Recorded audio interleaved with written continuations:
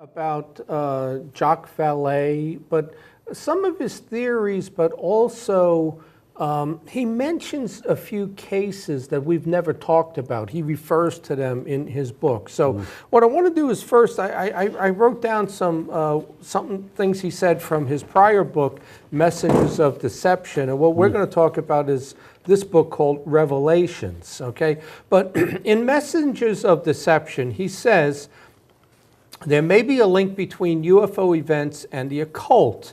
Much of the phenomenon involves poltergeist effects, psychic control, out-of-body experiences found in the teachings of the Rosicrucian order, Aleister Crowley, the Hermetic order of the Golden Dawn, and this inspired the witchcraft revival, psychic writers, and scientific parapsychologists. The actual techniques have been kept secret and constitute the core of an occult tradition. Nazi Germany, the Soviet Union, the United States have programs of research along these lines for short-term military or espionage. And we know those, right? Right. MK Ultra, we talked about the Collins Elite. Actually, in this book, there was an FBI branch of MK Ultra. And it's in here, and we're going to get to that in a second. He says there's a system around us that transcends time and space. UFOs are physical manifestations. Witnesses who are ridiculed turn away from science. That's what happens. When you say you see something and they make fun of you, then it's almost like mainstream media now. People realize it's not real, you know. And a lot of what science does, because they ridicule what they can't explain. And if they ridicule you, you're not going to believe in it, right? So get this. Ancient alien theory undermines human achievement and creates a new religion. And it does. You know, for Giorgio and Van Daniken to say every little thing, this microphone, my glasses, this iPad was created by aliens. It belittles humans that we can't create your glasses there. You know, it's kind of ridiculous. And it does create a new religion. It's the religion to believe in the extraterrestrial, you know, and it takes away from human accomplishment. Contactees are told of higher races, chosen people, and a totalitarian system that must replace democratic free system. When you think about when you do this alien thing, you know, what is it? They have like a caste system like India, or they actually, it's racism when you think about it, that these aliens are superior to us, and that's what they're trying to tell us. And every single time it goes to the hive mentality and total control by the above. There's no freedom, there's no democracy. So what's really behind all of this? So his comment is, perhaps we will get the visitors we deserve. Well, what do you think we got them? Yeah, well, they're here. You know, the one thing I made myself a note here is that, you know, he never goes that other step, and no scientists do, when they describe it all, and it sounds, you know, fallen angel, you know, supernatural. They never ever go that step and say that that's what it is. It's the Jesus-Satan battle, and science just won't do that. But you look again at Paulides' 411 missing. He gives all these reports, and like the kid walks behind the bushes there, and he's gone. But will not say what is doing it. He don't either. He won't tell you who's doing it. You know, he tells you it's all happening. They won't commit. You know, that's the difference with us. Is, you know, we commit. Me, at least lately, I'm saying that there is a supernatural thing going on here, an interdimensional thing. You can't just say it's one thing going on. And then you find these big name people that are really saying it, but they won't tell you what it is. We had a MUFON report about 4 years ago. I ran into somebody down at the Mothman Festival. He was telling me about it, and they're a paranormal group, and they actually gave it to them to investigate. And what had happened, in 2 occasions in 3 days, they seen a Bigfoot walking into a field, and all of a sudden a big black swirling thing came. And Bigfoot just walked right into it and just like a vortex, and disappeared. And I think that's what happened with Paulides. Well, think about this, and don't say any names. Think about what comes to mind. Those who come in close contact with UFOs bear a mark forever. Some go mad, right? There's been suicides, and I now think that a lot of those suicides were real suicides. Some were government taking people out, but some people go mad. Some people slide into silent contemplation, and we know a few people like that. All they do, they just sit there, and you look at them, they don't say anything, and they come to meetings, and they're just constantly in thought, because you're logically trying to figure this thing out, and you can't. And there's two people we know that are very much like that. Others reach a physical and mental state that sets them apart from the rest of the human race. Now, I don't know about the physical state of, he says that some people actually gain some abilities, whether it's psychic, telepathic, and others physically become like stronger. Right. You know. Well, I know a lot of times you have the telepathic, the can see into the future, the poltergeist activity. A lot of reports we investigate have that stuff. Yeah. Well, let's talk about now his book, Revelations. And I've read about 6 of his books. The only problem is, there's about a 60% repeat. It's not like you get a new book and it's all new information. It's not. It's all stuff I've already read in his prior 3-4 books. You know, and I noticed that with a couple of authors. They regurgitate a lot of the same stuff. But in this book, what he says, though, is that a lot of the UFO cases have been disinformation. And he says Roswell, Majestic 12, the Philadelphia Experiment, Gulf Breeze, Rendlesham, Billy Meyer, and Bob Lazar at Area 51. But he never does tell you which cases he thinks is real. He says UFOs are real, but he won't tell you the cases he believes are real. He makes a comment, and this may be a motive, that the UFO community rejected his prior book, Messengers of Deception, the one I mentioned. So he was, and you read the tone in the book, he's kind of annoyed at the UFO groups because they didn't believe what he said in that book, you know?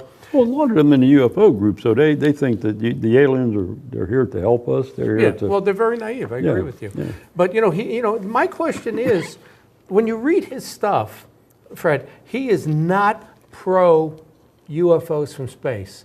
He's not pro MUFON. He's not pro NICAP. Not pro APRO. He's not pro any of the UFO fields, right? But yet, the UFO people revere him. Open Minds just had him at their conference. They paid him big bucks to go there. And if you're going to have him, you're going to pay him a big fee. But and everybody's looking up at him like a god. Yet then the stuff he says is like, you're naive. The UFO is not from space, and everybody's still applauding. Is that the naivety? It's like, it makes no sense to me. They revere this guy, although he doesn't say what they believe. I think a lot of people in the UFO feel their followers, though. I think if you said Santa Claus was an alien and he came down and they believe it. I mean, like, wow. I mean, somebody said that. Yeah, it's almost like it's a famous name, so let's go see him. So he says some of the UFO sightings are covert experiments and manipulation of belief systems. And he calls it the Hall of Mirrors. There's a dark side to UFOs where the actual truth may never have been brought to light. He says the American taxpayers actually subsidizing the development of a network of weapons destined to protect Earth against UFOs under SDI. Remember with Reagan? And with the full cooperation of the Soviet Union. And Gorbachev even said that they would work with the United States to repel an invasion. Just a side note here, he mentions Carbondale and says it's in New Jersey. He got that one wrong. But he did say Carbondale was a hoax. He says it was a hoax. And we speak at that. We're going to speak at the second Carbondale conference in November. So now I want to talk about a couple of cases he refers to. And this is where the government manipulation is present. And it's funny how nobody really talks about this stuff. It came up a little bit on Hangar 1. But you got Kirkland. That's why Hangar 1's not around no more. I think because we did talk about some of this stuff.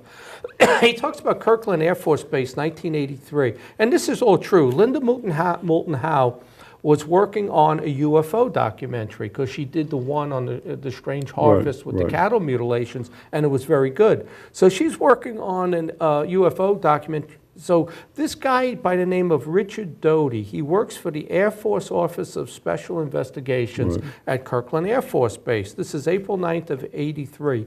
He has a meeting with Linda Moulton Howe. He gives her a briefing paper that describes 4 incidents of crashed UFOs. Aztec, Roswell, Kingman and one in Mexico, where bodies are recovered. He deliberately shows her a briefing document from the government that they're going to release disclosure to tell the public, and he wants to do it through this HBO documentary. So she's all enthused about this, right? And it's, you know, it's going to talk about crashed UFOs and bodies that were recovered, and it's meant for her documentary. So like weeks later, they're talking, all of a sudden he says he's withdrawing it, we're not doing it, we're not giving you the documents to prove it, and all of that. And it's like she was left stunned. She was almost set up by this intelligence branch. And what people say was her documentary on the strange harvest cattle mutilations was so good. They had to do that. They decided they didn't want to do the UFO one with her because it was so good. You know, so it was almost a way of discrediting her. So then you get to 1988, again, it's Richard Doty and others. And this Doty guy, to me, was a total double agent. He was working for the government. He wasn't giving people the UFO stuff. But do you know Colonel Alexander, John Alexander? Yeah, we're going to have him speak because you know, we're hosting the symposium next year, and I want him to talk about, he did a study, the Religious Disclosure Survey, where he refutes what the Brookings Institute said, but that's a different topic. But they formed a group called the Aviary, and they all used bird names, falcon, condor, all of that. Bluebird. So it's, again, your typical military type cover-up, and they all had code names, you know. Then William Cooper, he's talking about Project Aquarius, which was the history of aliens and their interaction with humans over a 25,000-year period. He said the aliens lived 450 years, and the one alien they left behind at Holloman Air Force Base after meeting with Eisenhower, his name was Krill. Yeah, was the name of that alien. Didn't he work down in D.C. or something? Yeah, he went to D.C. and all that. I don't know how much of that story is true. But then, you know, he talks about another case here that we've really never talked deeply about, and that's the Benowitz affair. It was another episode of Hangar One on Paul Benowitz in the early 80s, right? I read that, something on that. He's a respected physicist. He's got his lab, or, you know, his office is near Kirkland Air Force Base, again in New Mexico, right? And he was hypnotized by Dr. Leo Sprinkle, who said everything he said was true. And what came out in the hypnosis was that there was he met like a hybrid woman, and they had been abducted by aliens, taken to an underground base where there were vats of fluid and pieces of human flesh floating in the fluid. There were short grays living there, and this was all part of a secret experiment with the government. So, you know, again, Linda Moulton Howe's involved in this. She meets John Lear, Jim McCampbell, Bill Moore, and Linda Moulton Howe are working with him. He tells them that he actually has seen UFOs swooping down from the sky on the outskirts of Albuquerque, New Mexico. What really happens now is he stumbles on a signal from the base. The base knows he's monitoring their signals. It had nothing to do with UFOs, right? So they told him, the security officer said, you need to disconnect your equipment and stop monitoring our signals. I mean, you can't do that from a military base, right? He says no, he's not going to stop, right? So then what happens is the OSI, which was the CIA at one point, right? Special Investigation. They said, okay, we know Benowitz is all into this UFO stuff, and he believes he's seen UFOs and creatures and been abducted. We're going to play to it. They drive him crazy. They actually drive him crazy. They drive him out of his mind with all kinds of stuff. And this is here. This is the FBI had a group called COINTELPRO. COINTELPRO, Yeah, that targeted political groups. And the CIA used MKUltra, which was a lot of the mind control, telepathy, and drugs, right? So what happens, these groups, they exposed people to disinformation. You would receive anonymous letters with all kinds of stuff, so you'd start to get paranoid with this, right? COINTELPRO started in the 60s. Yeah, and this is the 80s now, late 80s. So they do everything to discredit the person, and using dangerous drugs that either blew your mind, turned you into a vegetable, or led to your death. So Vallee says, why would someone in Washington, D.C. mount this big disinformation effort if the only result is to confuse a few members of a UFO group, or even the UFO community, which is a very small group and has almost no influence over the public? Is the truth more horrible than anything we can imagine? So what would be that truth, do you think, Fred, that could never, ever be brought forward, That they're actually running a government. Yeah, that They've been here. It's like forever. Or they created us. Yeah. Or it actually is a paranormal thing that we're involved in. And are we in league with the devil? Right. I mean, you could never ever tell people something like that, right? You take Mulder and Deep Throat. He says they're here, aren't they? Yeah. And Deep Throat says they've been here for quite some time. And you hear that, and it's very subtle, but you hear that. Perhaps there's a serious ongoing UFO study at a level of secrecy. All right, let's move on from that one. It's amazing how time flies here.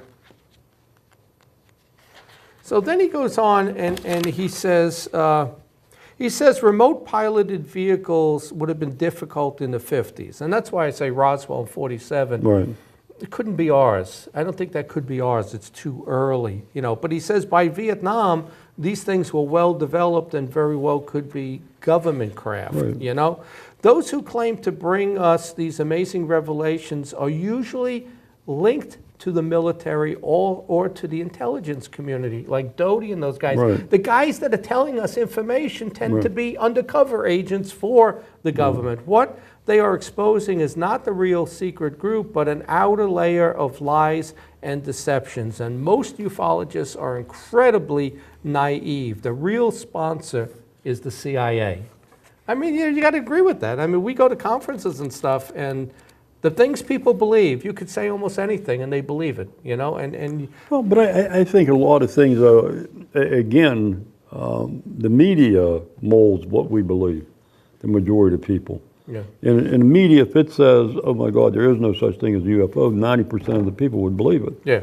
Us 10%, then we become outcast. Yeah, absolutely. If you don't go with the party line. Right. We got a question here on Facebook Live for the show, because it's airing live.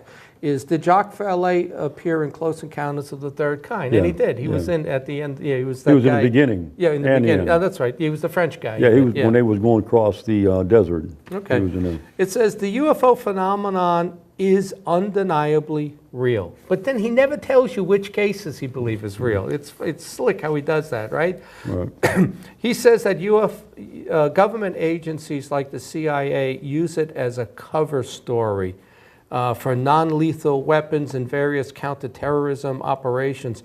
Bill Moore, that name, right? The originator of the MJ-12 case worked for Doty. So here's that connection. Moore, who comes out with MJ-12, worked for Doty, who falsified all the other stuff, who was Falcon. That was Falcon and Condor. And they all worked for the Air Force under a guy by the name of Hennessy, who ended up heading up the stealth project. So is it all just cover stories so they can get funding or keep you away from seeing the stealth by showing you other stuff and telling you it's UFOs? I believe that's 100% true. With the modern stuff. Right. And not all of them, but some of them. But they could not have done this prior to the 60s, let's say. We didn't have the advanced technology to say that that's ours. What was seen... But maybe we didn't have it, but those that are here had it. Yeah, they used it. Well, the UFOs, but it wasn't the government, is what I'm saying. Then he says the genuine UFO phenomenon is associated with a form of non-human consciousness that manipulates space and time. And that's what happens on the abductions. You're in an altered state. Right. You're having out-of-body experiences. He says none of the revelations of crashed disks is adequate to explain the enormous data that has been found in the UFO field. It doesn't all add up. Ufologists are making the very same error when they strongly denounce like SETI researchers. They are only willing to accept aliens that originate from space. Right. Isn't that true? Yeah. 90% of the UFO people, if you say it's not from space, they get all upset. The simple truth is this: if there is a form of life and consciousness that operates on properties of space-time we have not yet discovered, then it does not have to be extraterrestrial. It could also coexist with us and remain undetected, be multidimensional, and could even be fractal beings. The Earth could be their home port. Well, I believe that. I believe that they are. I believe they're here, they've been here. And I believe a lot of the stuff we're seeing, they may even be holograms. No, it's possible. We're going to talk about that at our April meeting with the investigators. So then Vallee goes on to give 5 reasons why it probably isn't from space, right? So he goes on and he says the number of close encounters are way too numerous. There's just too many reports. You'd have to have a gigantic fleet. He says the alien body is not, when you look at it, it's not biologically adapted for space travel. They probably couldn't, the gray couldn't make that long trip, you know? Then he says that there's thousands of abductions, which contradicts the whole genetic scientific experiments. Again, way too many. And he says this has happened throughout history, the ancient alien stuff, like they've always been here, and there seems to be some sort of manipulation of space and time. I knew a guy when I was down in Florida. He allegedly was with the Army Security Agency. They disbanded it back in, I think, the 70s. And he said that they were the ones that flew the UFOs, that they would actually come down. They'd use electromagnetic rays on the house or whatever. They could actually put everybody to sleep in the house, come in and take somebody out, take them in the back of a truck, a van, and do what they wanted to, or else they had like a hover round. They'd put them in there and take them up. He says a lot of times people didn't smoke. They'd give them cigarettes or they'd change clothes on them and that. Yeah. And then one day he said, I can't say no more. Yeah. So I don't know so if it was all people being set up using microwave technology to disorient you. So I mean, if he was telling the truth, I don't know, but I never heard from him again after that. Then you don't know where the guy went. So he says, how then can we expect that extraterrestrial visitors from a completely different planetary environment would not only resemble us, but breathe our air and walk around normally with Earth's gravity?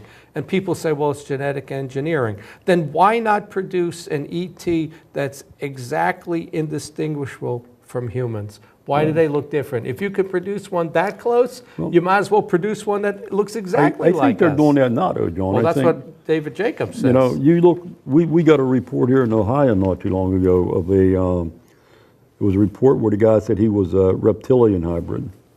And I talked to him. Well, I didn't talk to him. I was texting him. We was going back and forth. I was supposed to meet him at Salt Fork. And he says, how did they find out? That's what we're talking about. He says, who in your organization told them? I said, what are you talking about? He said the reptilians came and talked to him and told him that they were told that he's doing this. So. All right. Well, he gives you a couple of possibilities here, that the alien intelligence is actually Earth-based, or that the human mind can project the imagery. That's what psychiatrists want you to think. Or that it's even time travel. But he says that it most likely originates from Earth. Right, I agree. Not from space. And I agree. When you look at the genetics, everything about it, it doesn't signal that it's a space thing. It has to originate from this planet to be done. Well, like I say, if you look at the spaceships in the 1890s, that they said the big flap, I mean, they would land. They talk to people. They just get out and talk to people, fix their motor. They had fans on there. How did they go from fans in the 1890s to They show you what you believe, pretty much, and then it changes. Yeah. All right, we're about out of time. So, Fred, the next episode, what I want to do is I want to do the MUFON, the founding of MUFON with one of the original founders of MUFON, and then MUFON today with Jan. Okay. And then I got this guy who I bought this from. He's the original. You know, he traveled the world and he did all of this type of stuff. But that's our show. Thanks, Fred. Yep, thank you.